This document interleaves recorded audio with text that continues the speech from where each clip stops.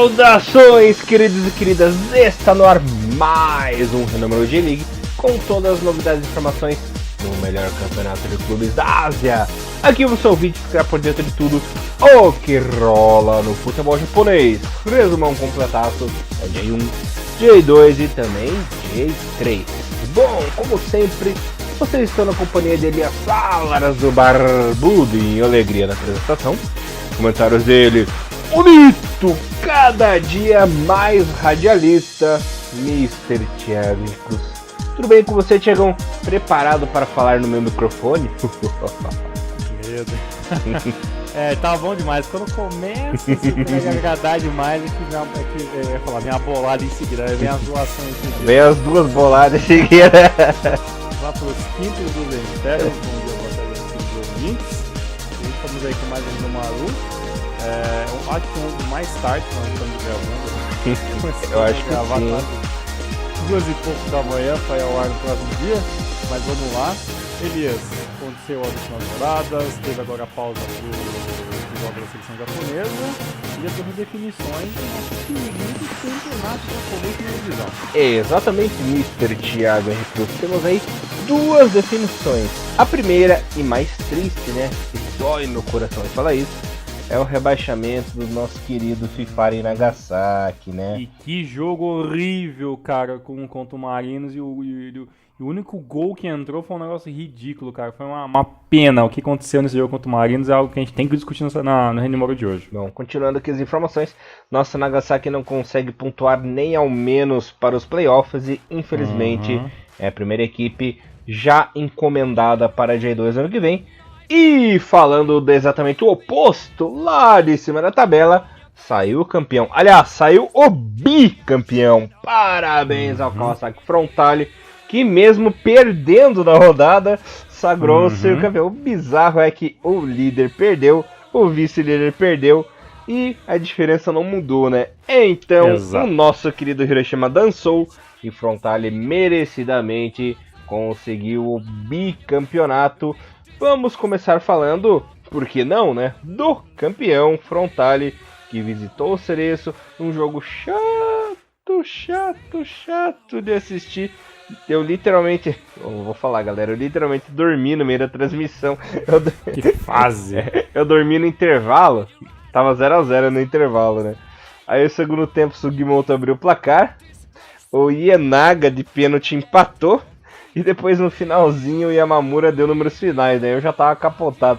Quando eu acordei, já tinha acabado o jogo faz tempo, nem lembro o que tava passando na TV ali.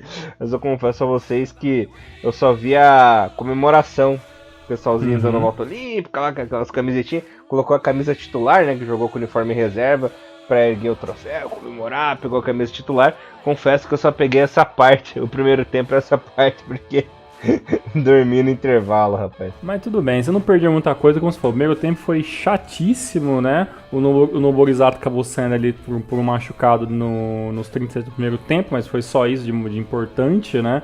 O time do Cereço, como jogava em casa, tinha, digamos que uma movimentação ofensiva melhor, né? Procurou mais o gol. O time do Frontale tava meio que com o olho no peixe, outro no gato, né? Porque tava acontecendo no mesmo momento o jogo entre o Vivaren, entre o Sendai e o Hiroshima, né? Então o resultado de lá meio que influenciaria nesse jogo, né? Mas aí o Sugimoto aos 55 abriu o placar, né? Com um bom passe do Tanaka. E aí depois o Ienaga empatou, né? Com um pênalti que foi até um pouco discutido, mas foi realmente mais um pênalti lá de J-League.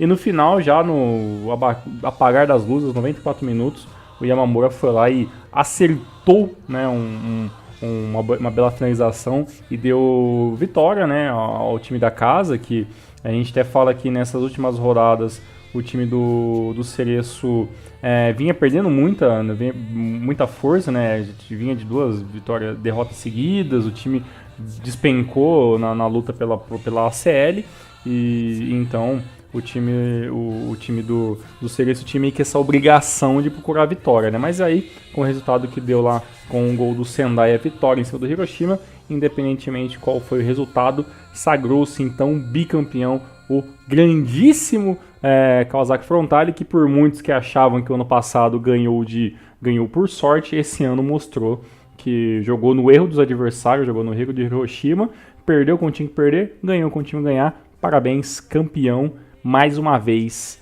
o time do Kawasaki Frontale. Parabéns ao nosso Frontale, bicampeão nacional, calando a boca de muitos, né? E o detalhe, né? O Sanfrecce de Hiroshima, falando do Hiroshima agora, que é o vice-líder atualmente, mas se perder mais duas e o terceiro ganhar, pode até perder a vice-liderança, né? O Hiroshima tá numa fase péssima, já são 7 jogos sem vitória. Destes 7, 6 derrotas, apenas um empatezinho. São 5 derrotas seguidas, né? O que aconteceu com esse Hiroshima, que estava a passos largos na liderança, nadando abraçadas fortes lá na frente?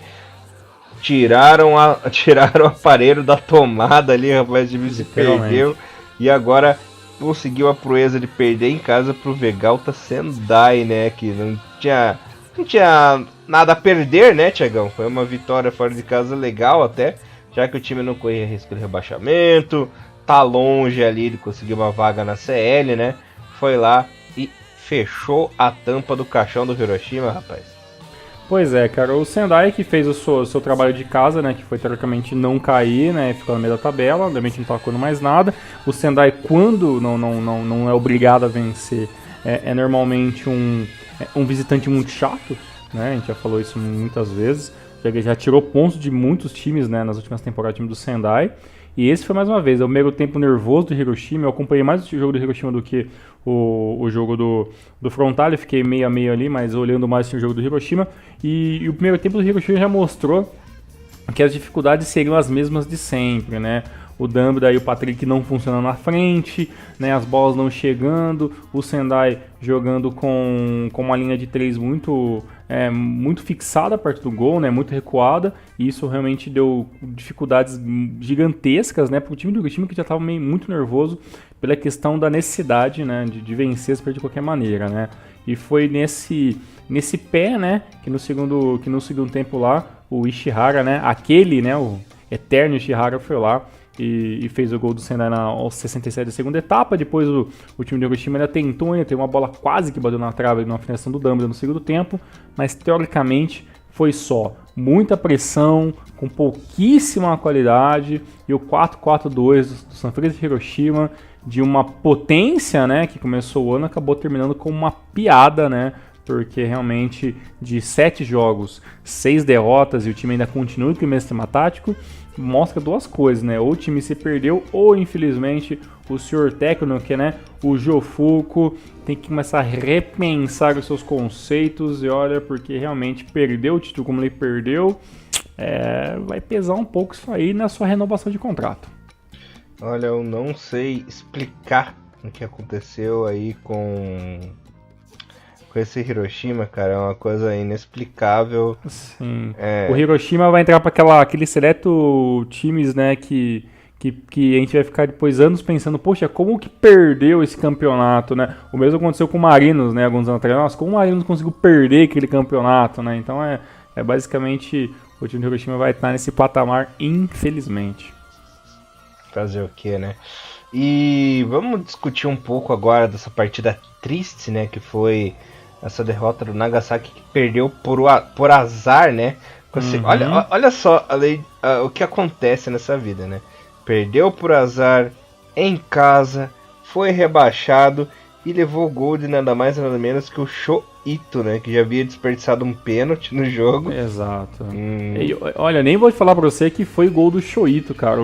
Bem, o jogo todo foi uma loucura, né? Teve o pênalti lá, o Shoito bateu, né? O Tokushige foi lá e defendeu, né? Ele não conseguiu rebater a bola completamente, mas conseguiu defender o pênalti.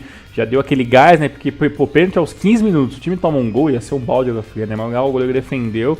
O primeiro tempo todo foi um grande sufoco, né, pro Nagasaki, não tinha muita possibilidade de ataque, o time do Marinos pressionando, o que normalmente o Marinos faz, né, quando o adversário deixa, né, ainda mais que é com uma linha de 3 na frente, com o Otsu e o Amano armando o time ali no meio campo, então realmente era uma movimentação muito grande, né, no sistema ofensivo do Nagasaki. No segundo tempo teve um chutes horrível, o próprio Ito chutou a bola, tentou uma hora receber um cruzamento, a bola chutou, bateu na própria cara dele. Foi um show de horrores o ataque do Marinos. E justo em um lance, né, tosco, né, onde teve ali o cruzamento, o Ito acabou resbalando, a bola bateu nele, bateu no zagueiro e acabou morrendo no canto do goleiro. O goleiro, né, que imitou tanto no primeiro tempo, acabou aceitando, né, e meio por mau posicionamento. E aí já era 34 minutos, aí foi aquele balde de água fria.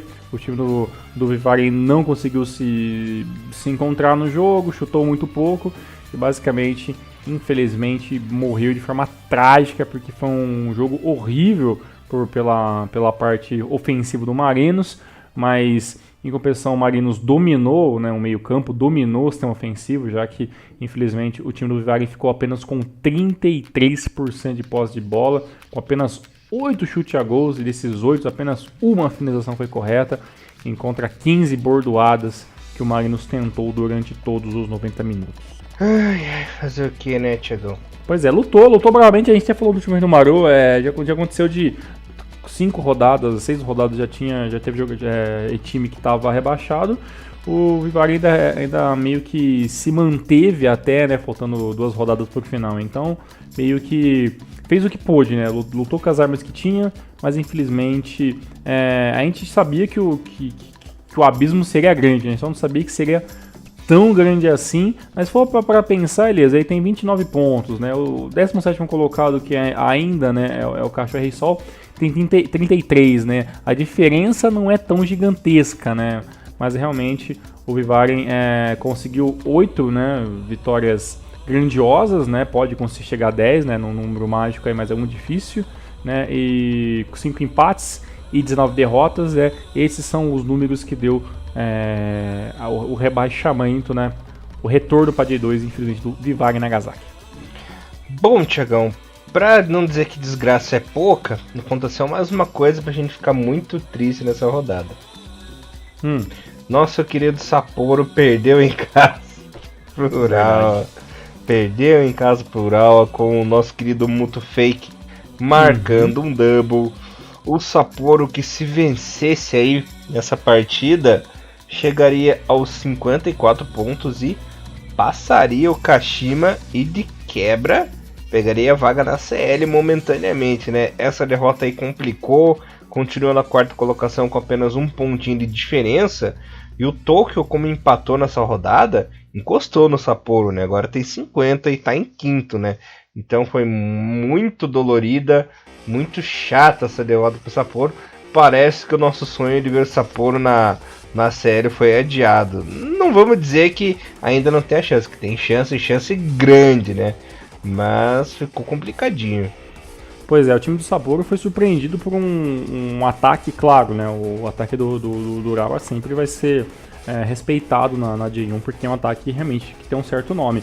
Mas o ímpeto como foi feito esse resultado foi uma coisa que meio que surpreendeu o Sapporo, né? O Sapporo que conseguiu colocar quase 13 mil pessoas no seu estádio, né? Uma festa muito grande.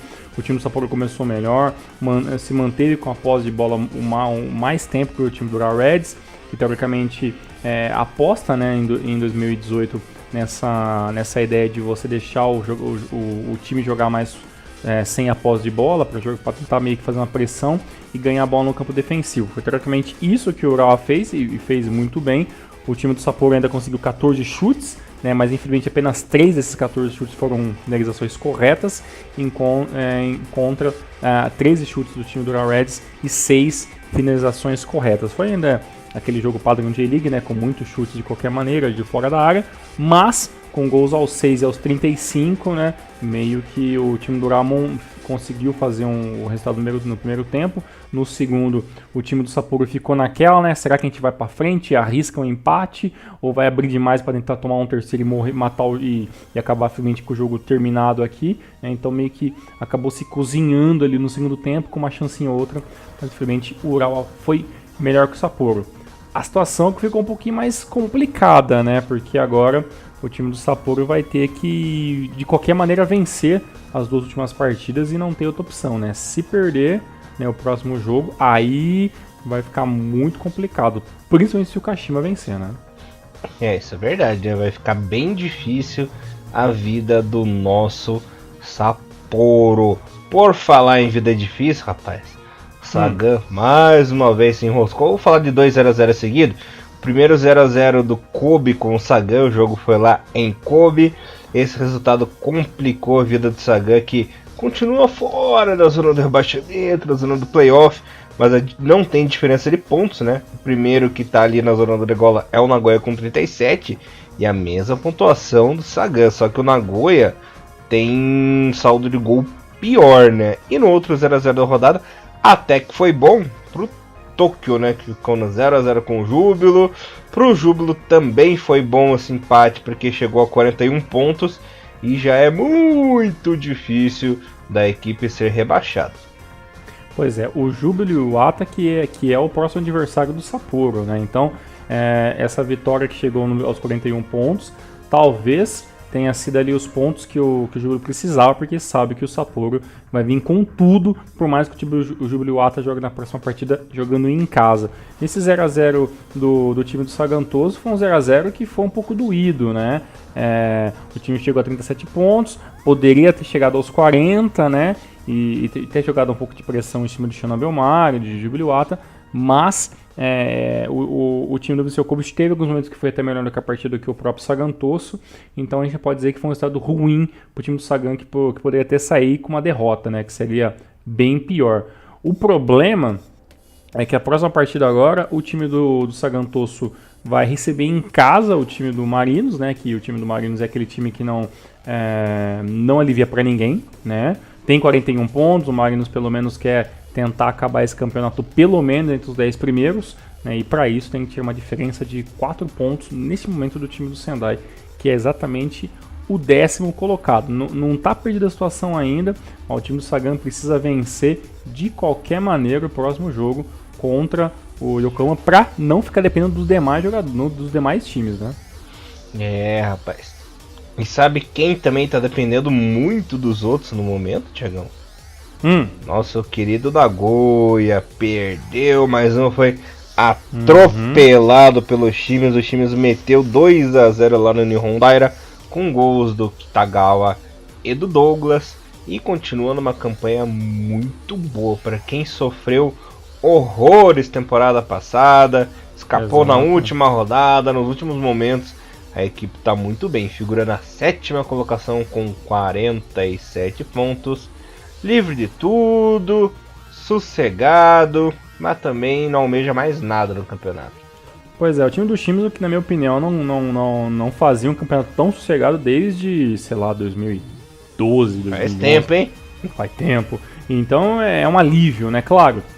É um alívio que não ganha nada, né? Só se mantém na frente, beleza, lá e torce para não perder o que tá ganhando de jogadores. Pelo caso do Nagoya, foi mais um jogo que nada funcionou, né? No primeiro gol ali, o goleiro do Nagoya ali deu uma reclamada que foi de mão, que não sei o que, mas realmente no replay mostrou que não tem nada disso. Teve o segundo gol, e quando o time do Nagoya achou que poderia fazer alguma coisa para evitar, né, tentar ali lutar para voltar a partida, teve o primeiro gol, mas o gol estava impedido pelo jogador que estava indevidamente na frente do goleiro, né, em linha de impedimento, e aí teve ali um bafafá, o gol foi anulado, e o time do Nagoya meio que perdeu as forças, não tinha mais como correr atrás do placar. 37 pontos, já depende, né? Depende de fracasso do Shonan Bellmare, do próprio Sagantoso, e uma vitória na próxima partida de qualquer maneira, né? Então, o time do Nagoya tem uma penúltima chance, mas eu acho que, na minha opinião, se não vencer na próxima, eu acho que o time do Nagoya já vai se complicar completamente, e o time do Nagoya vai visitar o mordido e irritadíssimo Sanfrecce Hiroshima. Então, a possibilidade do Nagoya tomar uma chinfra, eu acho, olha, Elias, não quero falar isso não, mas na minha opinião o Nagoya já partiu. É complicado, né? E quem tomou na chinfra nessa rodada, imitando você, Thiagão, foi a equipe do Bellmare, né? Perdeu fora de casa pro Gama Osaka. O coreaninho Alegria, né? Hwan Ui-jo fez mais um golzinho, só ele que presta. E o Kono, né? Exato. Mas olha, a situação do Belmari também é bem complicada. O time nesse momento está em 14º, só que tem 37 pontos. Sagan é 15º, 37. Nagoya, que está usando o playoff, 37, né? Então tá bem apertado, tá bem complicada aí a vida do nosso Belmari, que tem uns compromissos que também não são mamão com açúcar, né? Pra você ter uma ideia, enfrenta o Urawa agora nessa próxima rodada em casa. Que ainda sonha com a CL. Exato. E olha só, hein? Vai ser o jogo, galera. A última rodada lá em Toyota, Nagoya e Belmari. Rapaz do céu. Se os dois perdem na próxima rodada, exato, vão jogar literalmente a vida a última rodada, hein? Puta merda, olha. Se desse, cara, se chegar nesse patamar inacreditável, vai ser uma rodada impecável. Agora, que realmente o time do Shonan tá sofrendo pela sua própria incompetência, isso com certeza, né? O time sim é limitado, né? O time sim perdeu algumas partidas, né, de maneiras muito tolas, né? O próprio jogo contra o Jubiluata, que perdeu de 1-0 há 2 rodadas atrás, é um exemplo disso, né? O time empatou até heroicamente com o time do Shimizu, que era muito superior, e pro time do Gamba foi aquele 1-0 onde o Shonan não teve paciência para correr atrás, né? O time do Gamba, né, malaco velho, né, fez ali o gol com o coreano alegria, né? O jogo ainda até começou muito lá e cá, né, com o time do Shonan dando uma pressionada, o Gamba tendo aqueles errinhos, né, clássicos, que foram basicamente a âncora do time a temporada toda, né? Teve até uma falta que reclamaram que tinha que ser expulso ali diretamente de Kurata, mas foi só apenas cartão amarelo. E no segundo tempo toma o gol aos 60 minutos, né? Teve ali todo ali 30 minutos para correr atrás do placar, até mais 30 minutos, e o time acabou não conseguindo, né? Teve algumas modificações no lugar do Kikuchi, do Mesaki e tudo mais, mas infelizmente foi um pouquinho mais do mesmo, e o time do Shonan se enrolou durante as próprias pernas, e o Gamba, claro, né, no finalzinho de jogo, ficou apenas segurando o placar. Vai ser realmente uma final complicada, viu? O time do Shonan que também que não vai ter, como você falou, não vai ter vida fácil. Se pelo menos empatar a Kurawa, já tá meio que valendo, mas se perder realmente complicou. E o Belmari que já chegou a ficar bem tranquilo no campeonato, né? Uhum. Mas na reta final resolveu peidar na farofa. Ê, Belmari, hein? Desgraça. Pois é. Bom, Thiagão, vamos falar da classificação no momento. O que já tem definido. Frontale campeão, isso aí não se mexe mais. Mas podemos ter mudanças na CL, né? No momento, o Hiroshima é o segundo com 56. Em terceiro, o Kashima com 52. Aí 2 equipes podem entrar aí na zona da CL caso os 2 times aí da frente percam as 2 próximas partidas. É o Sapporo que está em quarto com 51 e o Tokyo em quinto com 50. Pro Tokyo é um pouquinho mais difícil, mas não é impossível, né? Já que tá tão doido esse campeonato, pode acontecer, né? E no momento, na parte de baixo da tabela, temos aqui o Nagoya Grampus, 16º na zona do playoff, 17º o Rei Sol com 33 e o já rebaixado na lanterninha Belmari com 29. O que dá para dizer dessa parte de baixo?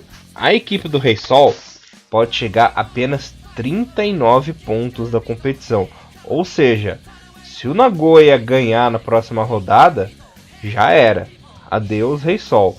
Então, pro Rei Sol escapar aí de ser rebaixado, ele tem que torcer pro Belmari, pro Sagan e pro Nagoya perderem suas 2 últimas partidas, simplesmente não pontuar, e o Rei Sol tem que ganhar as 2 partidas, isso para escapar direto. Para ir pro playoff, é obrigação ganhar seus 2 últimos jogos, e tem que torcer para esses aí de novo perderem seus jogos, porque daí ninguém faz 40 pontos, né? O problema do Rei Sol, Elias, que nas últimas 2 rodadas ele vai enfrentar os times de Osaka, né? Vai jogar como visitante contra o Cereço na rodada 33 e na rodada 34 recebe o Gamba, né? E acho que o time do Cereço não vai aliviar de maneira nenhuma pro time do Rei Sol. O time do Gamba talvez até o Rei Sol consiga vencer, mas eu acho também que, na minha opinião, pela tabela que se formou, o Rei Sol já partiu. Também acho que o Rei Sol está no momento eclipse. Ó, falei bonito, hein? Pois é, tá mais eclipse que os filmes dos vampiros. Então, virou purpurina, eu acho. Mas assim, tem mais 2 rodadas. O time vai ter até o dia... A próxima rodada é o dia 24, né? Então tem aí praticamente 9 dias até a próxima... 9 dias a partir do momento que a gente tá gravando esse número, que é o dia 15, né? Então tem 9 dias aí pra se preparar. Já tá se preparando desde a última rodada, que o Rei Sol foi o time que jogou com o time do Kashima antes, né? Aquela rodada que foi adiantada da rodada 32. Então, o time do Rei Sol já tá pensando e lutando pra jogar essas últimas fichas. Elias, eu tava fazendo umas pesquisas breves aqui antes da gente fazer essa gravação, do seguinte, né? Como já tá definindo o campeão da J1, eu tava tentando ver aqui como que tá mais ou menos o futebol mundial desde quando o futebol japonês apareceu há 25 anos, né? Com o início da J-League. E, cara, só pra gente criar alguns parâmetros, desde da primeira criação, eu peguei alguns campeonatos, né? De 93 pra cá, e fui vendo mais ou menos quantos campeões já teve diferente pra gente ter uma entender como se o Japão tá mais partido para ser um campeonato brasileiro, um pouco mais abrangente, com vários times ganhando, ou se já tá se criando uma liga, por mais que a J-League é uma liga muito pequena, se já tá criando aquela Premier League, aquela Bundesliga, que são campeonatos onde os grandes ganham bastante e os demais realmente lutam por migalhas, né? Essa é a grande realidade do futebol mundial. E o seguinte, no futebol japonês nós já temos 10 campeões diferentes, né? Com esse bi, né? do Frontale, que ganhou as últimas temporadas. Nós temos ainda 10 campeões japoneses diferentes, né? No Campeonato Brasileiro, nos últimos 25 anos, nós tivemos 11 times vencendo o Campeonato Brasileiro. No Campeonato Inglês e no Campeonato Alemão, que são aqueles campeonatos que começam metade de um ano, então tem uma diferença talvez de uma temporada, né? Mas nos últimos 25, 26 anos, a Premier League, né, que começou em 92, só teve 6 times campeões desde 92, tá? Que foi o Manchester United, o Rovers, o Arsenal, o Chelsea, o Manchester City e o Leicester City. O campeonato alemão também teve 6 campeões nos últimos 26 anos, né? Que é o Werder Bremen, Bayern, o Borussia, né? Também teve o Kaiserslautern, o Stuttgart e o Wolfsburg, se não me engano. São os times que venceram. E aí o seguinte, a gente pode pensar assim, poxa, mas há 25 anos, a J-League nos anos 90 era um negócio, hoje é diferente. Aí que eu fiz? Então peraí, vamos tentar pegar os últimos 10 anos, que foram os anos mais relevantes, digamos que de boom, de campeonato japonês, que meio que a gente está se colocando um pouco mais entre os melhores, né? Nos últimos 10 anos, de 2008 até 2018, a J-League então teve 6 times campeões diferentes, né? O Campeonato Brasileiro também teve 6 times diferentes vencendo nesses últimos 10 anos, e o Campeonato Inglês teve 4 times campeões nesses últimos 10 anos, e a Bundesliga teve apenas 3. Ou seja, a J-League está caminhando, pelo menos nesses últimos anos, a ser um campeonato um pouco mais abrangente, onde todo mundo, né, pelo menos ali 10 times, 6 times, tem pelo menos chances reais de ganhar um campeonato anualmente.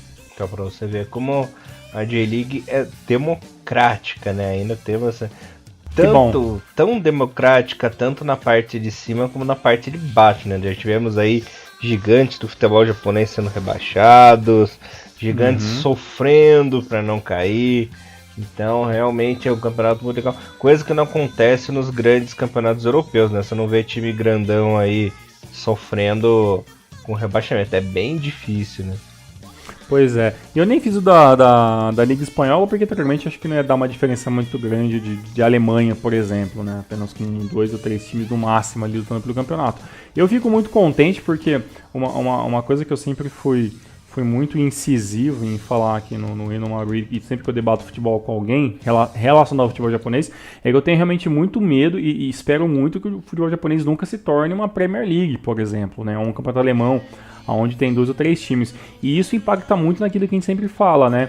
Há uma parte de alguns torcedores brasileiros, torcedores japoneses, que torcem o nariz quando o Urawa, o time do Kashima, o time do Gamba não vencem o campeonato, né? Sendo que, por exemplo, o Kashima não ter vencido a J-League nesse ano foi, claro, por um começo muito ruim e porque depois o time viu que o negócio era ganhar a CL, porque o campeonato japonês já tinha ali um Hiroshima nadando abraçada, né? Então meio que o Kashima meio que levou um pouco de banho-maria, né? Mas é sempre uma obrigação maior ganhar o campeonato esses times que tem um investimento maior, né? O Gamba que sofreu para não cair, o Urawa que também teve um começo ridículo, né? O Santos Hiroshima tem um investimento ok, mas ainda não é considerado o top 3, né, do Japão, por mais que os títulos do Hiroshima tenham sido recentes e tenham feito bastante dinheiro.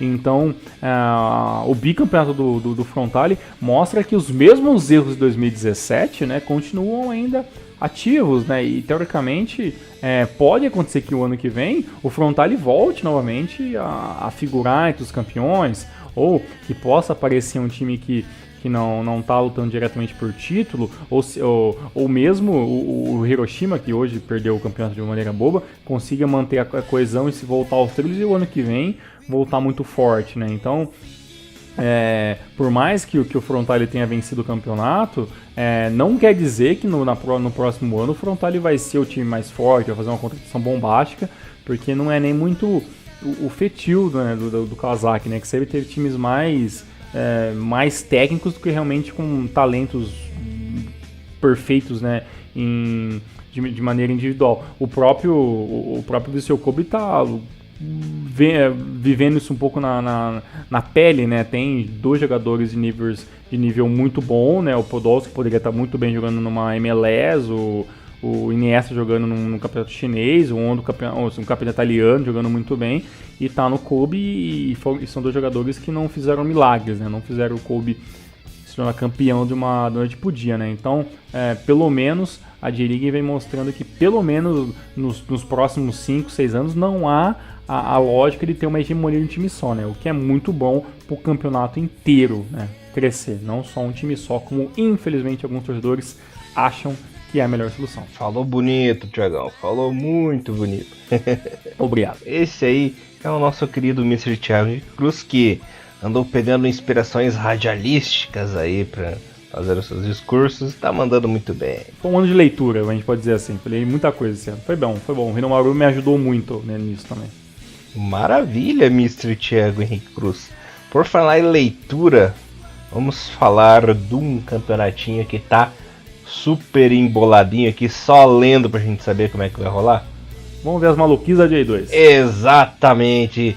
Galera, estamos aí na 41ª rodada e simplesmente temos 4 concorrentes ao título. 4 equipes podem sagrar-se campeãs aí da J2 no fim de semana, né? Que é a equipe do Matsumoto, do Oita Machida Zelva e do Yokohama FC. E nesse momento, o Matsumoto é o líder com 76 e o Oita o vice com 75, né? Lembrando que duas equipes sobem direto. Aí tem o pessoalzinho da zona da Grêmio no playoff, né? Machida em terceiro, Yokohama FC, Verde, Avispa e ainda tem chance de acesso pelo playoff o Omiya, né? Que está na 7ª colocação. Então são 7 vidas em jogo aí, Thiagão, com objetivos diferentes. Lembrando que de título só esses 4 mesmo, já que o Verde não pode chegar aos 75 pontos que estão 8 Machida. Então Verde, Avispa e Omiya só conseguem a vaguinha no playoff, não conseguem o acesso direto. Mas Matsumoto, Oita, Machida e Yokohama tem chances reais. Você é um cara bem... Eu não vou ser imparcial, sou um cara bem imparcial, todo mundo sabe disso. Yokohama FC tá no meu coração aqui e será o campeão da J2 se tudo der certo. Sobe direto o Matsumoto e sobe direto o Yokohama FC. Antes do Thiagão dar a opinião dele, eu vou passar os resultados do fim de semana. O Oita venceu o Tsuegen por 2-1. Yokohama FC 2, Fadiano 1, Kyoto 0, Jeff 3, Omiya 2, Montedio 1, Verde 1, Kamatamaré 0, Renofa 0, Kofu 1, Avispa 1, Roaço 0, Mito 1, Gifu 1, Totig 0, Matsumoto 1, Tokushima e Alberex ficaram no 0-0 e Ehime e Matida ficaram... Aliás, o Matida ganhou fora de casa do Ehime pelo placar de 2-0. Falando dos jogos chaves da última rodada, olha só os compromissos dos times que ainda têm vida. Simplesmente Matida e Verde na última rodada. Matida que almeja o título ainda da J2. O Verde que um empatezinho aí já garante a equipe pelo menos do playoff, né? O Kofu recebe o Yokohama FC em casa. Yokohama almeja planos de ser campeão. Se não conseguir o título, de pelo menos subir direto, né? O nosso querido Avispa enfrenta o Gifu fora de casa. Jogo complicado para o Avispinha. Fadiano Okayama recebe o Omiya. Omiya é um jogo difícil fora de casa. Também esqueci de alguém, deixa eu pensar. Monterio e o Oita, né? O Oita também quer aí o seu título. Vai decidir fora de casa se consegue alguma coisinha. Mas meus preferidos aí são Matsumoto e Yokohama, Thiagão. Não sei se tô sendo muito bairrista. Qual a sua opinião aí? Cara, com certeza seria, como eu falei, foi um sonho o Yokohama conseguir passar direto, com certeza. Já que o título não é tão viável, né? Porque poderia chegar aos mesmos números do Matsumoto, né? Então talvez seria mais complicado, mas passar direto seria ok. Mas eu vou seguir nessa última rodada a lógica de quem joga em casa tem mais a vantagem, né? Então, por exemplo, o Matsumoto vai jogar contra o Tokushima Vortex em casa, então a lógica da vitória, o empate, né, já tá bem ok. O Tokushima que já não luta por nada, então ainda é bem colocado. No caso do Oita, como ele joga fora de casa, né, por mais que é só o Montedio Amarelo também não tem uma temporada também perfeita, acho que o Montedio pode dar aquela engrossada no caldo. Já o Matida joga em casa contra o Verde, né? No entanto, é o seguinte, se o Matida vencer e passar direto, o Verde tem grande chance de ficar fora, né? Porque aí o Oita, o Omiya que vai enfrentar o Okayama pode vencer e tem futebol para isso, e aí ele chegaria a 71 pontos, né? Então aí o Verde teria que depender de um vacilo do Fukuoka para não passar e tudo mais. Na minha opinião, eu acho que vence, né? Passa ali o Matsumoto e o Matida Zélvia, cara. Mas infelizmente eu vou acabar excluindo o Verde se essa situação se concretizar.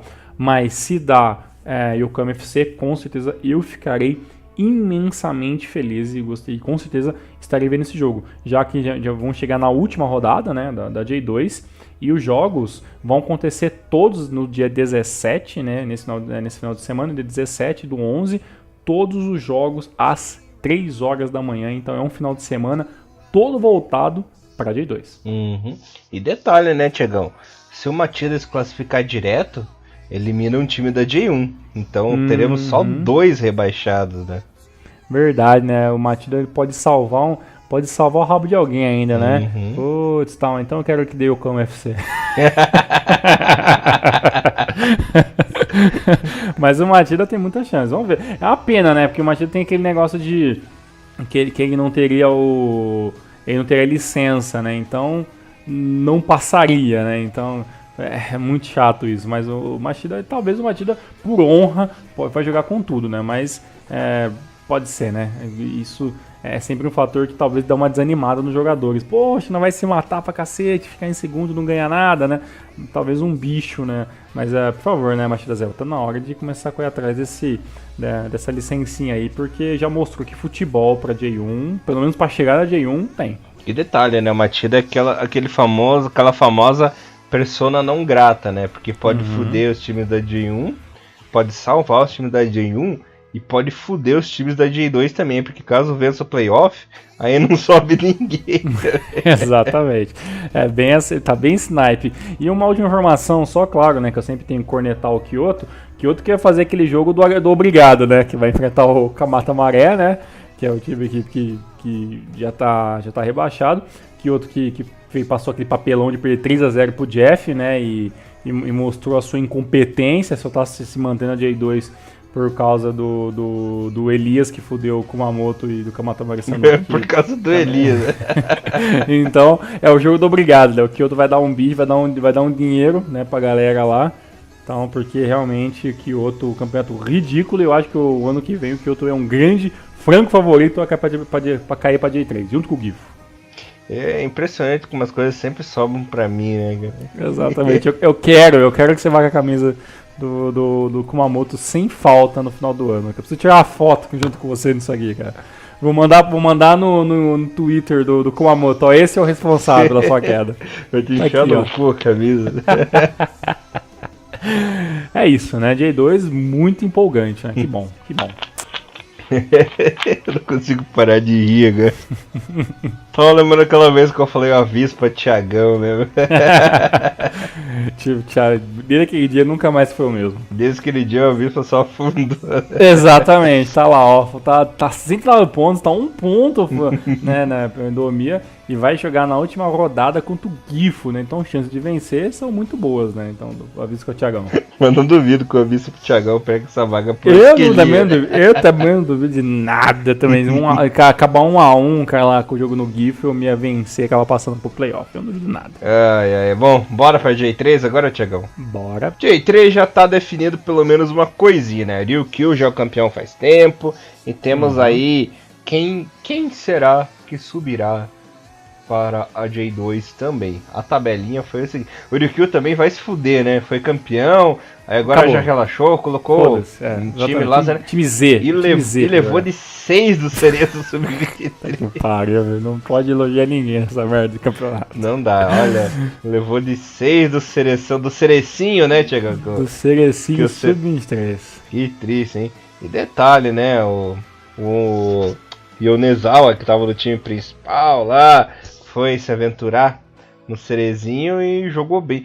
O detalhe é que existe um tailandês que joga nesse Sub-23 aí do Cereço, tá sabendo, Thiagão? Olha, só não tô sabendo não, cara. Realmente eu ignoro com todas as forças do meu coração o Sub-23, né? Mas espero que esses jogadores, que o Sub-23 do Gamba, do Cereço, que esses caras da próxima temporada comecem a migrar pro time principal, né? Pra pelo menos dar uma rodagem melhor, né? Porque, tipo, o time do Cereço tá em 7º colocado, o time do Gamba tá em 5º. Né, o Gainari Totoro, que estava lutando por título, caiu para 6º, né? Então, realmente tá mostrando que essa garotada, pelo menos, tá começando a desenrolar um pouco melhor, né? Teve anos que os Sub-23 ficaram lá se matando nas últimas divisões, né? Junto com aquela seleção ridícula Sub-23 da seleção japonesa. Então, pelo menos eu espero que essa galera esteja usando esse gás todo para conseguir um espacinho nos times principais. Né, vamos ver se consegue mesmo, né? E o detalhe é que esse tailandês que eu estava comentando, o nome dele é Chawat Virachat. Ele, além de ser destaque do Cereço Sub-23, ele é destaque da seleção Sub-23 da Tailândia também, né? Olha só. Uma seleção que está precisando urgentemente de bons jogadores para se manter nesse foco, né? A Tailândia está com uma geração, claro, não é brilhante, mas é uma geração que está começando a incomodar, digamos, aquela Série B da Ásia já. Né? Já conseguiu classificação para a última fase das eliminatórias. É um time que está crescendo. Bom, falando dos resultados ainda aqui, Thiagão, Sagamihara meteu 1-0 no Fujieda, o parceiro 2-1 no Gamba Sub-23, Yokohama Sports perdeu pro Gula em casa por 3-2, Cataler 1, Azul Claro 2, Giravan 0, Blomets 2 e Zaspa 3, Gainari Totori também 3. Esse já foi o jogo do J2, hein? Quem diria? Bom, exatamente. Né? Classificação é o seguinte: Ryukyu ainda líder, ninguém tira mais, 63 pontinhos. Aí tem a zona apertadinha, né? Kagoshima em segundo, 51. Azul Claro em terceiro, 48. Zaspa, 48 também. Acho que são essas equipes que vão disputar aí realmente a outra colocação. Lembrando que estamos aí na 29ª rodada de 32 rodadas. Então o negócio já tá bem no final. E lembrando que o Miko, né, a pior equipe aí dessa competição, o Giravans, que já foi time de J2, né, Thiagão, o Giravans aí, lá na lanterninha com 26 pontos. Pra vocês terem uma ideia de como o Giravans tá ridículo esse ano, O Fudieda, que é o 16º, tem 31 pontos.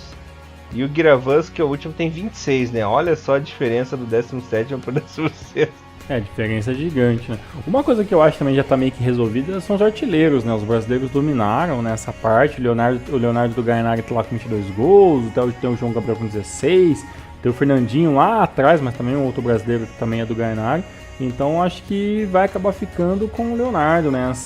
Apesar de ter algumas rodadas ainda, né? Tem aí, acho que 3 rodadas, então há tempo de ter essa luta lá. Mas infelizmente o Sagamihara mostrou que se tem um ataque muito bom, tem uma defesa inversamente ruim, né? Tá em 10º colocado, perde um, ganha outra, ganha as últimas 2, mas não é um time muito organizado, então isso dificulta um pouco pro João Gabriel acabar se consagrando, né? Já que tem que fazer vários gols, porque a equipe também toma muito. Mas foi um campeonato que relativamente, no grande geral, foi interessante, mostrou um desempenho legal.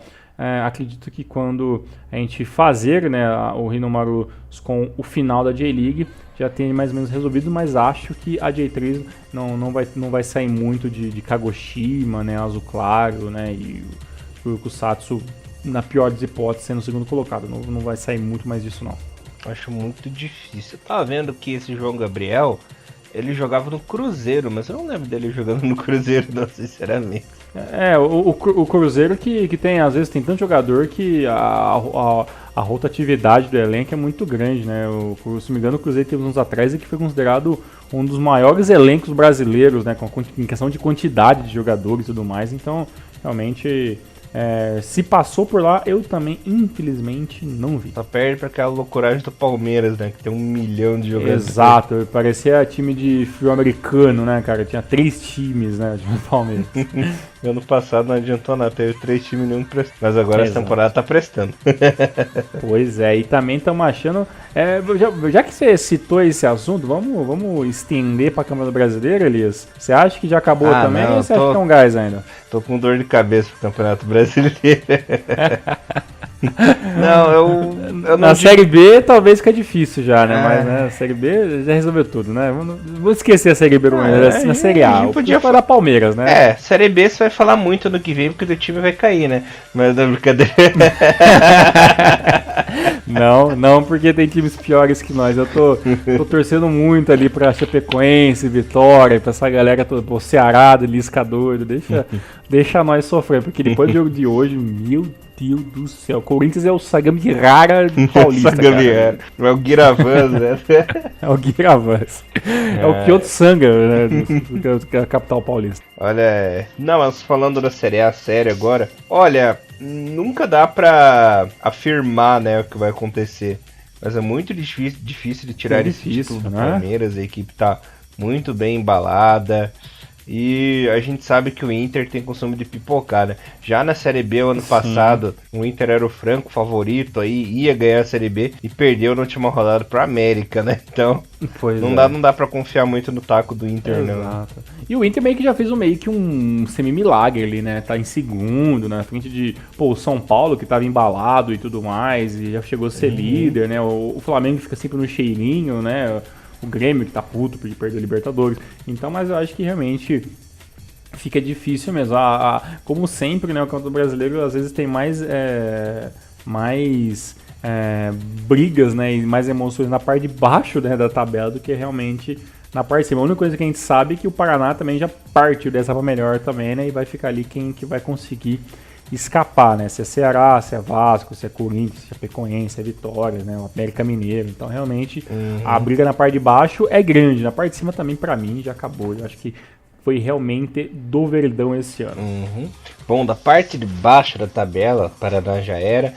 Acredito que América e Vitória estão se afundando aí. É incrível como o América não consegue, né, cara, se manter na Série A, né? Que puta merda. E o América foi bem até uma certa altura do campeonato e simplesmente despencou, né? Foi ladeira abaixo. Agora a equipe contratou um mito, né? Givanildo aí pra ver se... O Givanildo e a América já são a mesma pessoa, né? Ele já treinou tanto aí essa equipe do América. Verdade. A entidade da equipe do time já, né? É tipo... A entidade. É um custo, né? No desespero tem que chamar o São Um Givanildo, né? Você coloca um tapete vermelho pra cachaça, um frango ali, invoca o Givanildo. Não, uma rapadura, né? No lugar do frango. A rapadura.